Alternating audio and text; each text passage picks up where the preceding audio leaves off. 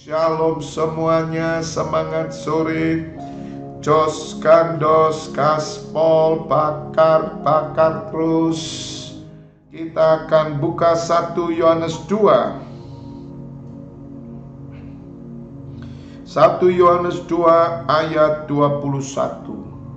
1 Yohanes 2 ayat 21. Aku menulis kepadamu bukan karena kamu tidak mengetahui kebenaran, tetapi justru karena kamu mengetahuinya dan karena kamu juga mengetahui bahwa tidak ada dusta yang berasal dari kebenaran. Siapakah pendusta itu? Bukankah dia yang menyangkal bahwa Yesus adalah Kristus? Dia itu adalah antikristus, yaitu dia yang menyangkal baik Bapa maupun Anak. Sebab barang siapa menyangkal Anak, ia juga tidak memiliki Bapa. Barang siapa mengaku Anak, ia juga memiliki Bapa. Katakan amin. Berbahagialah Bapak Ibu Saudara mendengar firman Tuhan, merenungkan dan melakukannya. Saya memberikan judul pesan Tuhan sore hari adalah siapakah antikristus? Siapakah antikristus? Bapak Ibu Saudara, mari kita belajar kebenaran firman Tuhan bukan oleh karena tafsiran kita. Sebagaimana Rasul Petrus menasihati bahwa Alkitab tidak bisa ditafsirkan dengan kehendak manusia, dengan interpretasi manusia, dengan pikiran manusia, tetapi harus dengan dorongan Roh Kudus orang menyampaikan firman Allah. Mari Bapak Ibu Saudara belajarlah supaya kita ini mengenal kebenaran sesuai yang tertulis di Alkitab. Jangan kita membuat kebenaran sendiri, sebab jika tidak kita bisa jatuh ke dalam antikristus. Nah, surat Yohanes ini menyatakan siapakah antikristus itu. Antikristus adalah orang yang menyangkal bahwa Yesus adalah Kristus. Jadi Bapak Ibu Saudara, kalau ada orang yang menyangkal Yesus adalah Kristus, artinya Tuhan Yesus datang dari Bapa menjadi manusia, diutus oleh Bapa dan menderita di dunia, mati dan bangkit pada hari ketiga dan naik ke surga. Itulah Kristus. Kristus itu sama dengan Mesias. Kalau orang tidak percaya bahwa Tuhan Yesus itu diutus oleh Bapa sebagai Kristus, itulah antikristus. Makanya Bapak Ibu Saudara, di luar sana ada antikristus. Mereka mengaku Kristen. Inilah antikristus. Mereka hanya percaya Tuhan Yesus itu adalah seorang nabi. Tuhan Yesus itu seorang manusia. Itu antikristus. Dia tidak percaya bahwa Tuhan Yesus itu adalah anak Allah. Dia tidak percaya bahwa Tuhan Yesus itu utusan Bapa. Dia tidak percaya bahwa Tuhan Yesus itu berasal dari Bapa. Inilah antikristus. Jadi antikristus itu, saudara, adalah orang-orang yang menyangkal. Menyangkal itu menolak. Menolak untuk mengakui bahwa Yesus adalah Kristus. Yesus adalah Mesias. Yesus datang dari kekekalan. Itu antikristus. Bapak Ibu Saudara, nabi-nabi itu semua bukan datang dari Bapa. Semua datang dari dunia. Nabi-nabi. Hanya satu pribadi, yaitu Tuhan Yesus, itu datang dari kekekalan. Jadi Tuhan Yesus itu ada sebelum dunia diciptakan. Itulah kebenaran. Kalau orang tidak percaya bahwa Tuhan Yesus itu ada sebelum kekekalan, Orang inilah antikristus. Jadi hati-hati Bapak Ibu Saudara. Hati-hati. Ada banyak pengajaran-pengajaran yang palsu. Hati-hati. Karena mereka tidak percaya bahwa Tuhan Yesus berasal dari kekekalan. Itulah antikristus. Dia tidak percaya bahwa Tuhan Yesus juru selamat, penebus. Dia tidak percaya.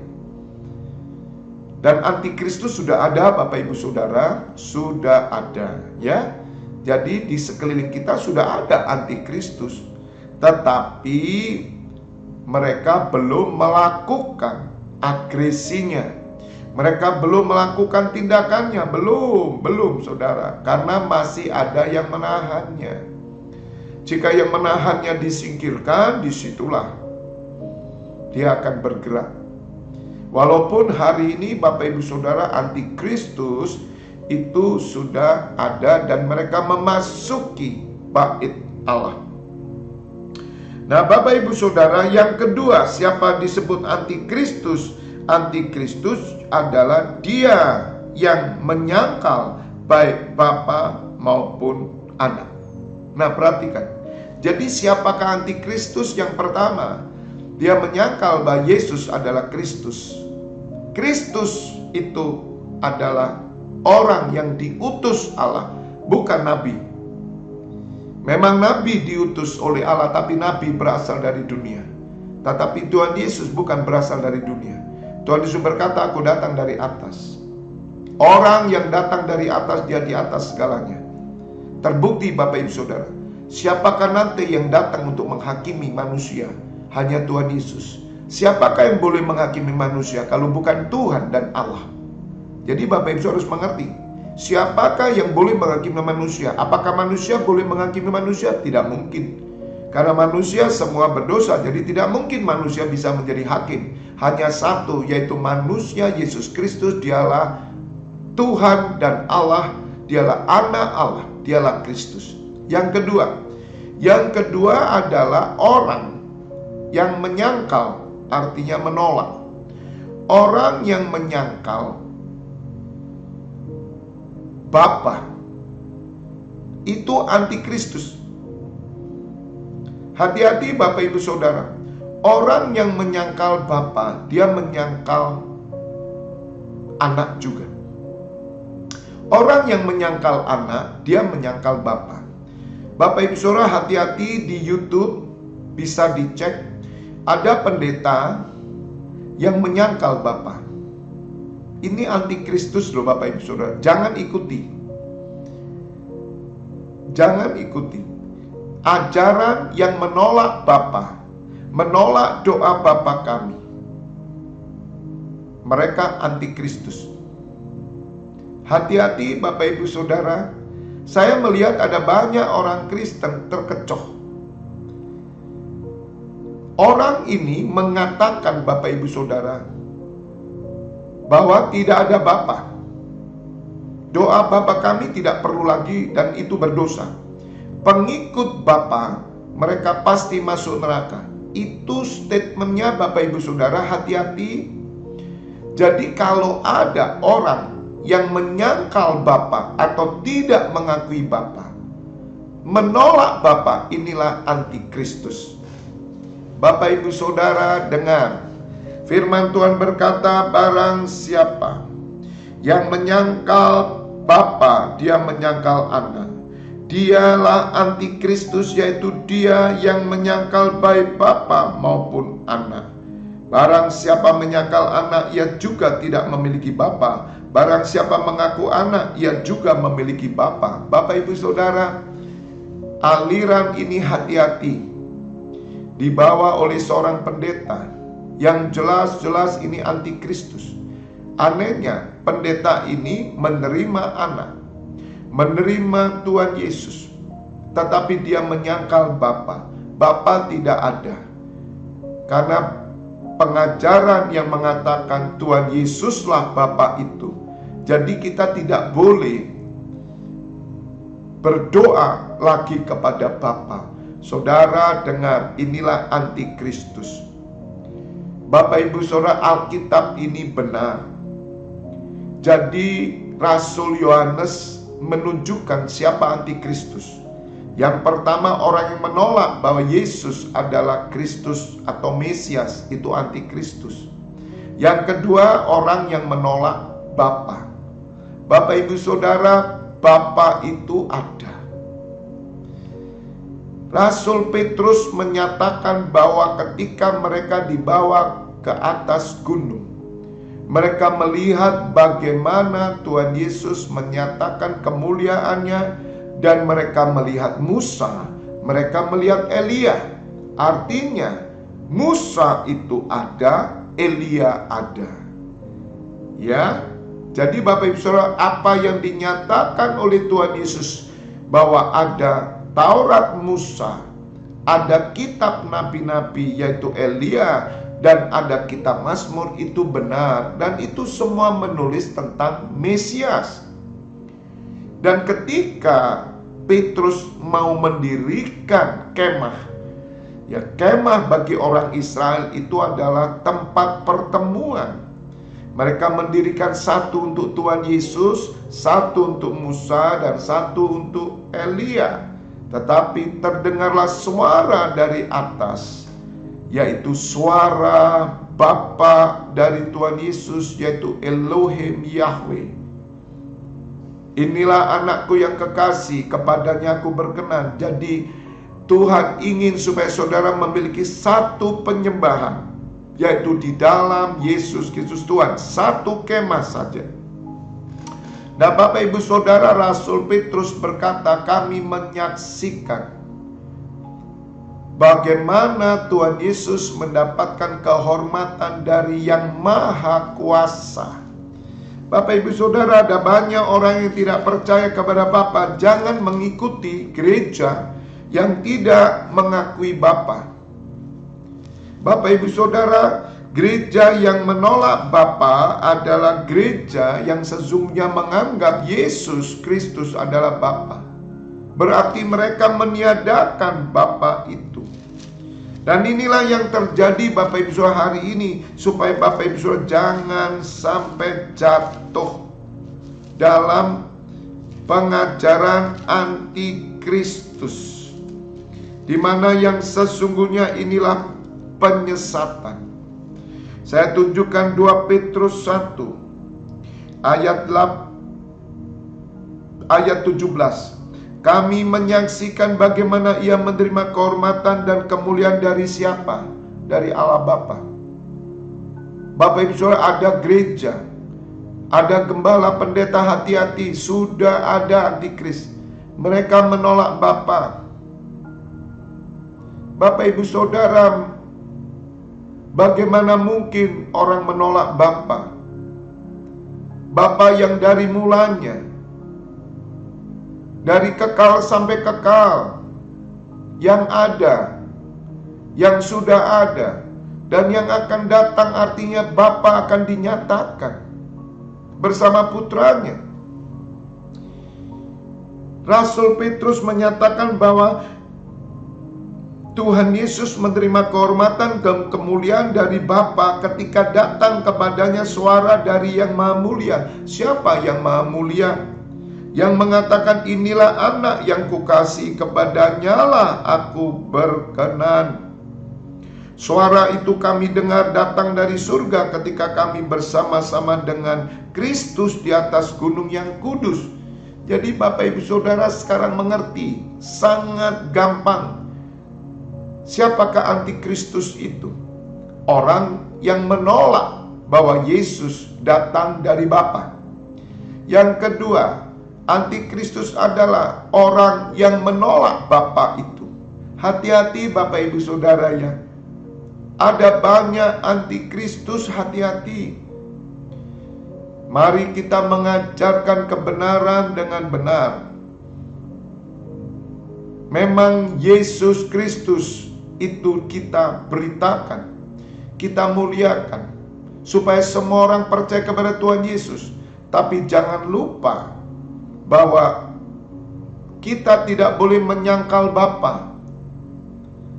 Nah, saya khawatir Bapak Ibu Saudara, gereja-gereja Jesus only itu bahaya. Mereka menyangkal Bapa. Jadi Bapa dianggap tidak ada. Barang siapa menerima anak, dia menerima Bapa. Barang siapa menyangkal anak, dia menyangkal Bapa. Tidak mungkin orang menyangkal Bapa dan menerima anak, itu tidak mungkin. Karena Bapa di dalam Tuhan Yesus di dalam Bapa. Mereka adalah dua pribadi. Mereka adalah Allah yang disembah. Satu Bapa, yaitu Allah yang mulia, yang dari segala sesuatunya ada, dan satu Tuhan, yaitu Yesus Kristus.